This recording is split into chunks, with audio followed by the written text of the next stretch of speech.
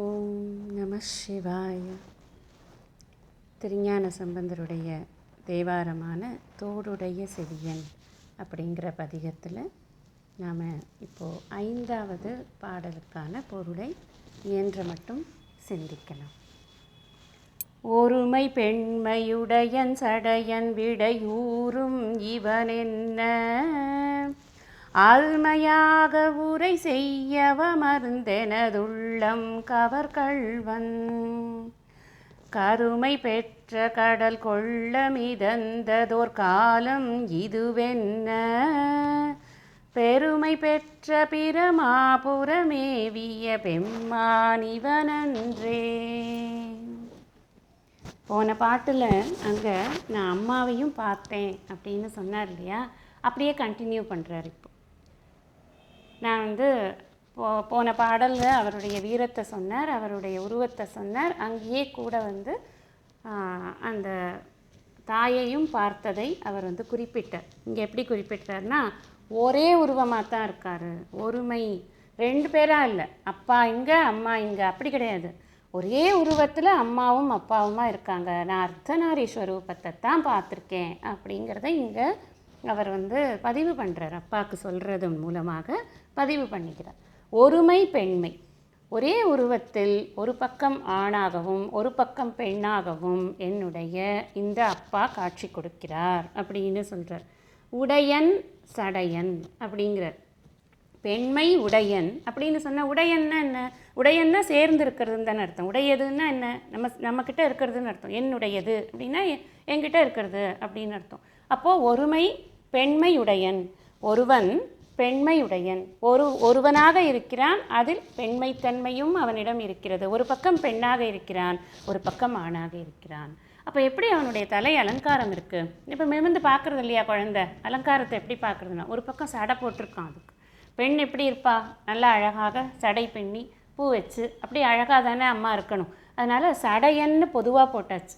சடையன்னா இந்த பக்கம் அம்மாவுக்கு ஏற்ற மாதிரி ஒரு சடை இருக்கான், இந்த பக்கம் அப்பாவுக்கு ஏற்ற மாதிரி அந்த புன் சடை அப்படின்னு பார்த்தோமே, அந்த நிமிர் புன் சடை அப்படிங்கிற அந்த அழகான சடை போட்ட அந்த ஒரு அப்பாவினுடைய சடையும் தெரிகிறது, அம்மாவினுடைய சடையும் தெரியுது. சடைங்கிறது நம்ம 2 விதமாக சொல்லுவோம். ஒன்று அந்த தலைமுடி சடையாயிடுத்து அப்படின்னு சொன்னால், கொஞ்சம் அங்கங்கே இருக்க ஆயிடுத்து அப்படின்னா சடைன்னு சொல்லுவோம். இன்னொரு சடை என்னென்னா, நம்ம பின்னல் போடுறத சடைன்னு சொல்லுவோம். அப்போ 2 அர்த்தம் எடுத்துக்கலாம். இந்த ஒரு வார்த்தையிலேயே ஆணாகவும் பெண்ணாகவும் அவருடைய சிகை அலங்காரம் எப்படி பார்க்கப்பட்டது அப்படிங்கிறத அழகாக சொல்கிறார். எப்படி இருந்தார் அப்படின்னா, விடை ஊறும்னா என்ன? விடையின் மேல் அமர்ந்து, ஊறும்னா அமர்ந்து, விடை மேலே விடைனா என்ன? காளை மாடு, பெரிய காளை மாடுப்பா. அந்த காளை மாட்டு மேலே அவர் இருக்கார். அவர் ஒரே ஒரு மனிதர் தான். அதில் அவருக்கு ஒரு பக்கம் ஆண் இருக்குது, ஒரு பக்கம் பெண்ணாக இருக்கிறார். நல்ல நீண்ட சடை இருக்கிறது அப்படின்னு அவரை காமிச்சு, அருமையாக உரை செய்ய அமர்ந்த எனது உள்ளம் கவர்கள்வன். இங்கே ரொம்ப அருமை. இது விஷயம் என்ன அப்படின்னா, யார் இங்கே இருக்கா உரை செய்வதற்கு? யாரோ ஒருத்தர் இங்கே பார்த்தியா இதுதான் சிவபெருமான், இங்கே பார்த்தியா இதுதான் ஆண் பாகம், இதுதான் பெண் பாகம் அப்படின்னெல்லாம் சொல்லி உரை செய்யணும் இல்லையா? அப்படி தானே உரை செய்யனா என்ன? உரைத்து சொல்ல, எடுத்து சொல்ல அப்படின்னு. இங்கே நம்ம முன்னாடியே சொல்லிட்டார் அவர் வேற எங்கேயோ இல்லைப்பா, என்னோட உள்ளத்திலிருந்தே தான் எனக்கு எல்லாவற்றையும் காட்டி கொண்டிருக்கிறார்.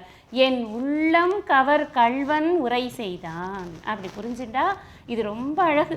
இந்த லைன் ரொம்ப அழகு. எப்படி அப்படின்னா, அருமையாக உரை செய்ய, தான் எப்படிப்பட்ட இறைவனை உணர்த்த யாராலையும் முடியாது, இறைவனை தவிர. இதை நம்ம புரிஞ்சுக்கணும்.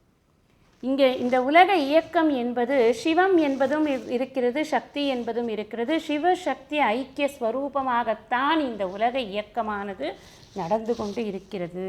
இதைத்தான் இந்த பாட்டோட தத்துவார்த்தமாக நாம் புரிஞ்சுக்கணும். அப்படி பார்த்தேன், ஒரு ஆண் தன்மை, ஒரு பெண் தன்மை, அப்புறம் ஒரு அழகான சடை, இதெல்லாம் நமக்கு ஒரு உருவகத்துக்காக மட்டும்தான். இந்த உருவத்தை பார்க்கும் பொழுது நமக்கு உள்ளத்தில் என்ன வரணும்? என் உள்ளம் கவர் கள்வன், என் உள்ளத்திலிருந்து அழகாக அருமையாக உரை செய்த, சாதாரணமாக உரை பண்ணலையாம், அருமையாக உரை செய்த. அருமைன்னு எப்போ சொல்லுவோம்?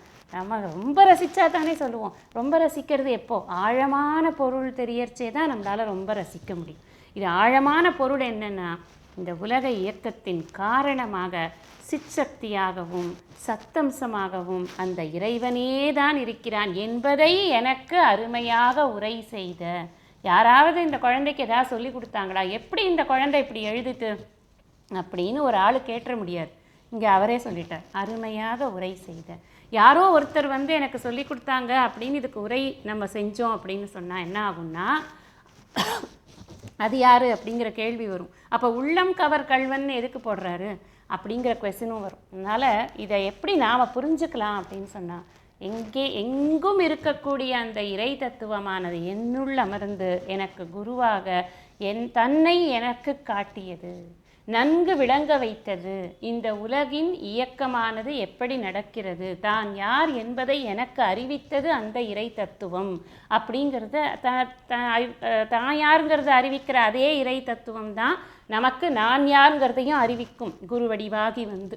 இங்கே அவர் என்ன சொல்கிறார் அப்படின்னா, எனக்குள்ளிருந்து அருமையாக உரை செய்தது அப்படின்னா வந்து உட்காந்து பேசிட்டு அப்படின்னு அர்த்தம் இல்லை. எனக்கு புரிய வச்சு, எனக்கு விளங்க வைக்கிறது அப்படிங்கிறது அதுக்கு அர்த்தம். அப்புறம் ஊரை பற்றி சொல்கிறார். கருமை பெற்ற கடல் கொள்ள. சாதாரணமாக கடல் கோள் வந்து இந்த உலகம் அழிந்தது அப்படின்னா ஒரு இது வந்ததுன்னா, கடல் கோள்ங்கிறது என்ன? பெரிய ஊழிப்பெருமழை.